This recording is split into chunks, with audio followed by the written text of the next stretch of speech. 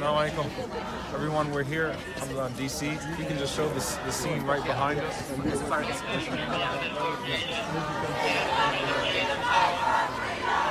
We're standing with the Dreamers. Alhamdulillah. I think it's beautiful to be led by our imams and our mashayikh that have come out here today as well. So I want to thank Imam Talib, Imam Zaid, Imam Mujahid Fletcher, alhamdulillah. And just to let everyone know that, specifically first and foremost to the Muslim community, we're being targeted by the same disease that's targeting our Dreamers community as a whole. And so we have to stand together and we have to make sure that we don't let anyone suffer in isolation. And I'm going to pass it on to the Imams to say something, inshallah, as well. Imam Talib, my senior. Alhamdulillah, we thank Allah subhanahu wa ta'ala that we're able to be here. And we hope that this will serve as an example to the Muslims of the younger generation, that you must be out, you must be involved. This particular issue of DACA, this is related to immigration as a whole. And 2/3 of the Muslims in America are immigrants. So we have to remember this. We have to stand as one in solidarity with people of a common cause for the common good. Alhamdulillah. This is Imam Zaid Shakir. I'm here at the march to support the Dreamers and others whose life in this country is threatened by the actions of a reckless, racist regime. So, brothers and sisters, it's a blessing to be here, and we just want to say that this is home for many people. This is the only home that many of the people threatened with deportation have known, to be uprooted from their families, uprooted from their communities, torn away from their jobs, from their schools, from their education, and then just tossed into a strange land that they know absolutely nothing about. It's immoral, it's wrong. So if you have a moral bone in your body, a moral fiber in your being, you have to be against this, brothers and sisters. May Allah bless all of you. Assalamu alaikum. Ameen. Assalamu alaikum, your brother Mujahid Fletcher. I'm very happy to be here today because being Latino and being Muslim, something that we've been seeing ever since this administration came into power, there seems to be a narrative that we need to feel like second-class citizens. So we're here, not being afraid, letting people know that being in America means being an American, and you have to be proud of where you stand. And we have to know that we're not going to let anyone marginalize us, and we're not going to buy into the narrative that we're second-class citizens. So for so many people who are dreamers, if they lose the very country that they grew up in, I couldn't even imagine. I came here when I was 8 years old.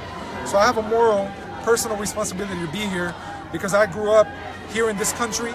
I was able to go to school, become a professional, be able to embrace Islam. So there's so much good that I've been able to benefit from. These people should have the equal opportunity as well. And nobody should turn them away from the place that they grew up in. Nobody. Obviously, we're grateful to all of our imams, but I want you to see the scene on the street. So.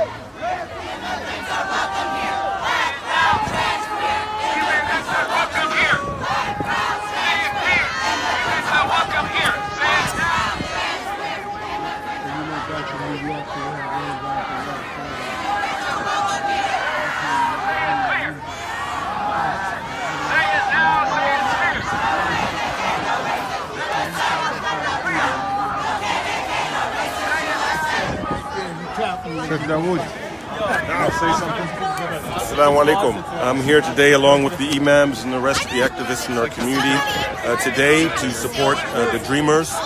We believe that not only do the people have a right to be here from a political perspective, but from a spiritual perspective. And as I say continuously relating to this issue, especially for Muslims who are born and raised here of African descent, the African American people who sometimes look at these issues just an immigrant issue, that we have throughout our holy texts a narrative of immigration. Our father Ibrahim alayhi salam was an immigrant. Musa wa Harun wa Yusha bin Nun alayhi salam and the Bani Israel, they were immigrants. Our beloved Prophet Muhammad sallallahu alayhi wa alihi wa sallam was an immigrant along with those who migrated, Muhajirin radiyallahu anhum ajma'in, who migrated from Mecca to Medina. So we have a spiritual concern for immigrants and for people who dream to have a better way of life, to live their lives in dignity, to have economic dignity, to have the dignity to practice their faith free of impediments. And this is why I am here to support Dreamers. And, you know, subhanAllah, this is...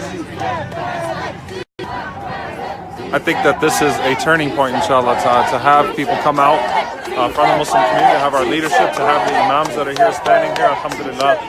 This is a historic moment. We are fighting for a clean dream act. These people don't deserve to live in limbo. So we don't want a temporary solution, we're demanding a permanent fix. And we recognize that trying to turn the dreamers into, you know, to simplify the issue into saying this is a bunch of criminals or this is a bunch of exclusively Latinos, it totally takes away from the issue. And so to the Muslim community in particular that's been the victims of that simplistic bigotry, and people don't actually get to know who you actually are, please don't pass an ignorant judgment on this issue just because you haven't taken the time to actually get to know the people in your community and to stand with them. So wherever you are, stand with the Dreamers, no matter what city you're in, no matter what state you're in. Inshallah ta'ala, we've been here for a few hours. We plan to be here all day. And, you know, subhanAllah, I want to appreciate our elder imams in particular for what they've done here tonight. Alhamdulillah. I mean, today, it's not tonight yet. So.